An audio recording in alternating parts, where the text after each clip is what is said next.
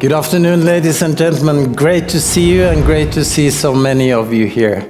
It is indeed a pivotal moment for shipping, for the world. But let us take just a little bit of a helicopter view at where we are today. There are, in my view, three really important shifts that are shaping the world of shipping today. Geopolitics is playing a major role.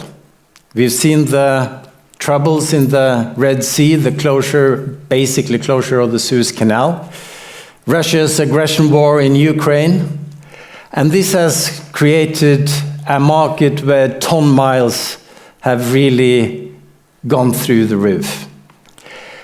Also, decarbonization is really defining the regulatory agendas.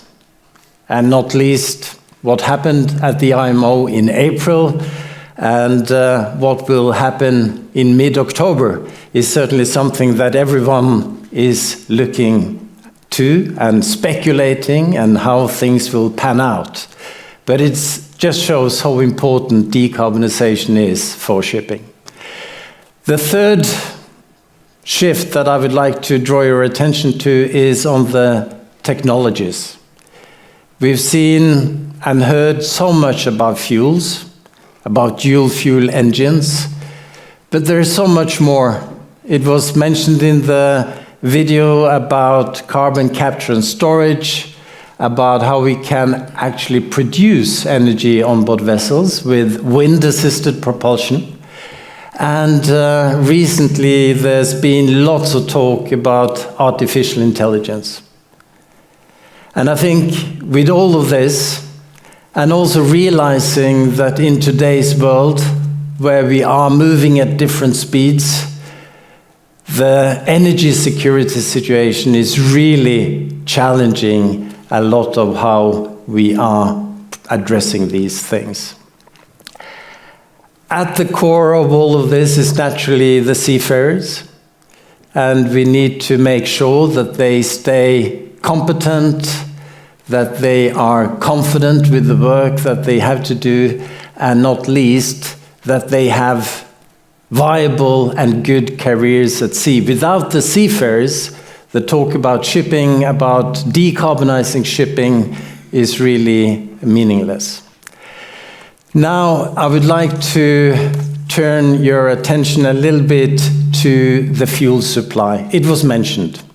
So we are basically seeing quite a bit of uptake of dual fuel engines on the new build vessels. The problem is really that there is not enough low greenhouse gas fuels being produced.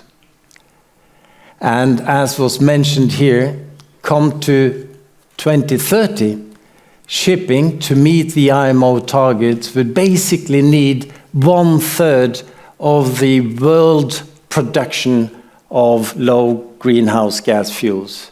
I think today shipping is consuming around 3 to 5%. And that is in a world where it's become more expensive to produce renewable energy. And where, as I mentioned, energy security is really much higher on the agenda.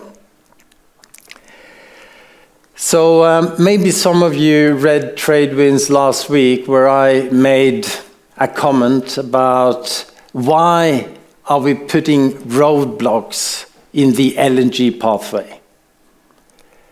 Looking at the net zero framework as it stands today, we are really making the LNG pathway less attractive. And realizing that we have around 600 vessels sailing with dual fuel LNG engines and another 700-ish in the order book, it could lead to a situation where a lot of these assets become stranded. But not only that, there is a massive investment also on the infrastructural side. Ports, have invested to facilitate the LNG storage, and also bunkering vessels are picking up in the order book. I'm not saying this because I'm an LNG fan. I'm sure that some of you think I am. But I'm saying this because in overview, it's so important that we keep all the pathways to decarbonize shipping open. And LNG is one of those pathways, especially if you can insert biomethane later on, it will have a pathway that should be attractive for quite a number of years. One of the issues around LNG is the so-called well-to-tank factors. So this is not happening on the ships. This is basically a measure to include the well-to-wake life cycle analysis of the fuel. If we are using poorly documented well-to-tank factors, it will actually phase out LNG much earlier.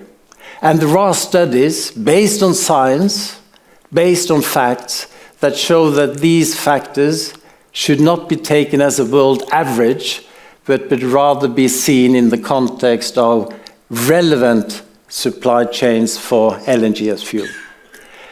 Today there is a lot of use of biofuels. That is great. It's easy to use and it's available. The challenge that we see with biofuels is that it might not be that available in the next 10 years. There are other industries scrambling to get hold of biofuels. And that's another point why we say that also we really need to work on energy efficiency, to have every vessel use less energy. That makes a lot of sense, financially, but also in a decarbonization context.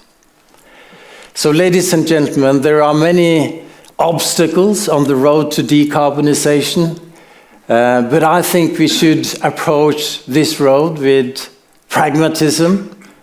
It's difficult to find the perfect solution. And as we are trying to find better ways, let's not make the mistake of falling into the Premier League fan club discussions. Which camp do you belong in? For some, bio makes the best sense. For others, LNG is the best choice. And again, others are exploring ammonia, hydrogen, batteries, or other solutions. We need everything. And I'm very much looking forward later on this afternoon to have a discussion with Arsenio Dominguez and see how he looks at the upcoming meeting in October. So with that, ladies and gentlemen, I would like to end with one more thing that I think we talk way too little about, and that is carbon capture corridors. You probably all heard about the green fuel corridors. So we heard that carbon capture has the potential on big tankers, big bulkers, big container ship to capture around 20% of the emissions, while only utilizing reception facilities in 20 ports. And this is another pathway. We introduced it last year, but it hasn't really ticked off to a large extent. So I would hope that all of you could help us to launch that as a viable option. And then my last point is coming back to the IMO. Substantial amounts of funds will be accumulated should the net zero framework come through. We're talking maybe in the range of 10 to 15 billion US dollars per annum. maybe more. I think the industry is really desperate to learn how much of that is coming back to the industry to help innovate, to help decarbonize, and to really push energy efficiency forward. And I hope that we can shed some light on that also in our talk with Arsenio later on.